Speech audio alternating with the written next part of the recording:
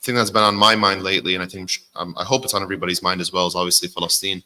Um, and with all the death and destruction that we see in Palestine every single day, it's a constant reminder of how short and temporary our life is here in this dunya, and we have a responsibility to sacrifice towards the things that are most important, right? We have to start to prioritize and say, what are the things that are truly important, not just for my dunya, but also for my akhirah. And this concept of sacrifice, especially in times of uncertainty, right, where we're not really certain, for example, who's going to be our next leader of this country, right? We're uncertain about the economy. We're uncertain about possibly our next job. We're uncertain about so many things that could happen, that could go wrong or go right in our life, that sometimes the remembrance of death allows us to recenter our priorities in a way that other things can't. And this is an important topic, especially with Eid al-Adha coming up. And it's something that we should think about for the following year and in the upcoming year. What are we willing to give? What are we willing to sacrifice? What would we be doing in a place such as Gaza? SubhanAllah, we had a doctor recently come back from Gaza. She's from our community in Toledo, but she spoke in Columbus, and we heard her speak.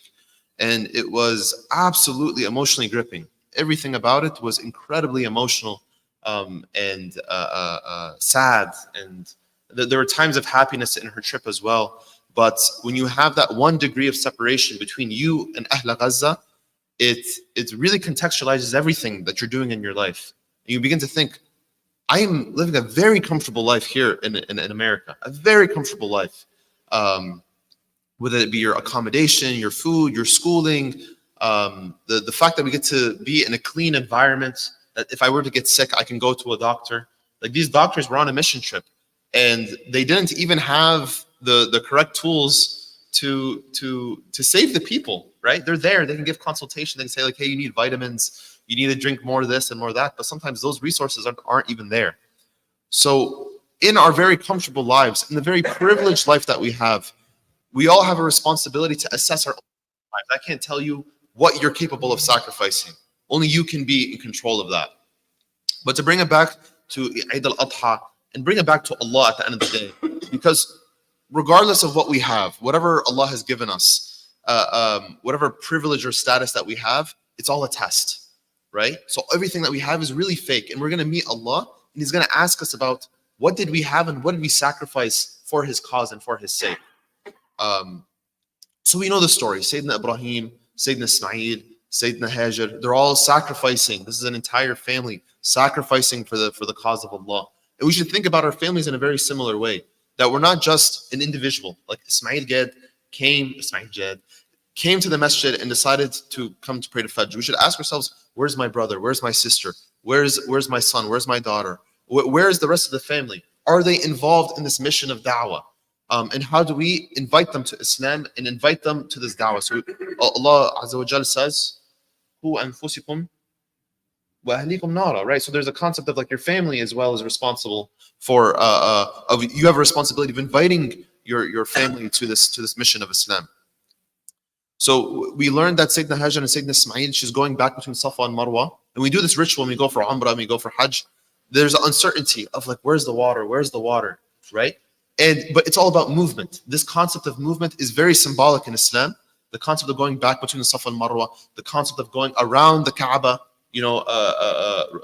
circumbobulating, I think is the right word, of going around the Kaaba, that this concept of movement is very important. So even if we're not exactly sure of what our next move is or what's the thing that we should be doing, sometimes just moving is very important. This is true with anything, even if you're a businessman. You have to make the phone calls, you have to reach out to people, you have to network, you have to ask the right questions. And then inshallah, Allah will show you the way of what's the correct way forward, right? SubhanAllah, we think of Sayyidina Musa, like you're reading about Sayyidina Musa, like he has his tribe of Bani Israel. They're escaping Fir'aun. Where do you go when you're trying to escape, when you're trying to run away? Maybe you go to a mountain, you go to, some distant place. He took him to the sea.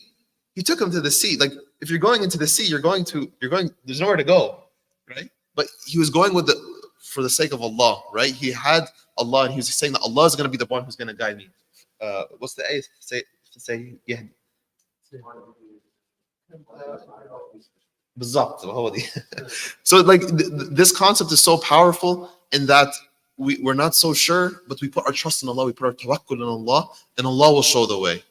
So may Allah make us people who are willing to sacrifice for this ummah, willing to sacrifice for our families, willing to sacrifice for the people who are oppressed. أقول قولي هذا واستغفر لي ولكم إنه هو الغفور الرحيم والسلام عليكم ورحمة الله وبركاته.